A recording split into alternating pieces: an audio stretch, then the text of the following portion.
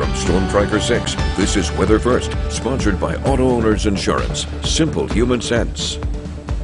Well, it's a pretty nice way to finish off the work week here in mid-Michigan. I mean, we are dry and just dealing with some partly to mostly cloudy conditions as we move throughout the rest of the day today. Now, the quiet weather isn't only for us here, but actually across the board for the United States. All of the activity that we are focusing on is over towards the northeastern portion of the country, and for the most part, it will stay over there. The unfortunate news is that we still do have to deal with those chilly temperatures outside. Currently in Lansing, we are only at 15 degrees, feeling much cooler than that.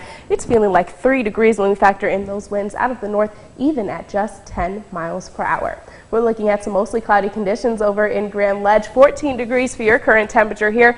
Only a light breeze right now, only 4 miles per hour, so not fairly gusty, but still doing a number on our feels like temperatures outside. Maximum winds over in Grand Ledge peaked at 15 miles per hour.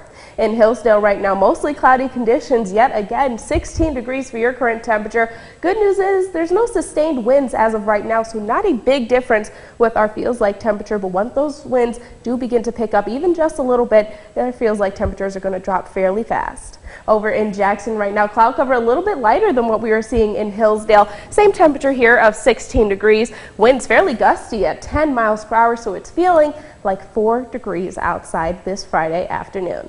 In St. John's, mostly clear skies here, blue skies and very little cloud cover in the area when we look at our St. John's cam.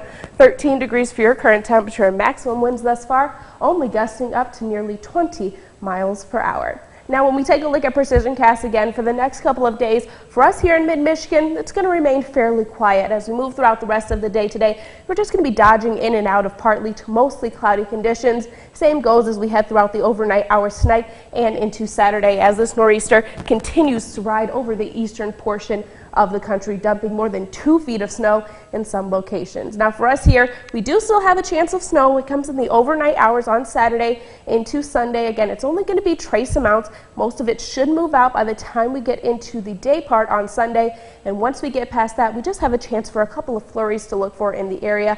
Again, it's not going to be anything major, but something you should be aware of nonetheless. Now, as we head throughout the rest of the day today, temperatures, unfortunately, don't really rise all that much. We're looking at high temperatures of 17 degrees, of course, feeling much cooler when we factor in the winds. Now, tonight, if you do have any overnight plans, you're going to want to definitely make sure that you bundle up. We're looking at overnight lows down to -2 degrees in some locations, and even with those relatively light winds outside, sometimes it's going to feel like we are nearly at -11 throughout the overnight hours tonight.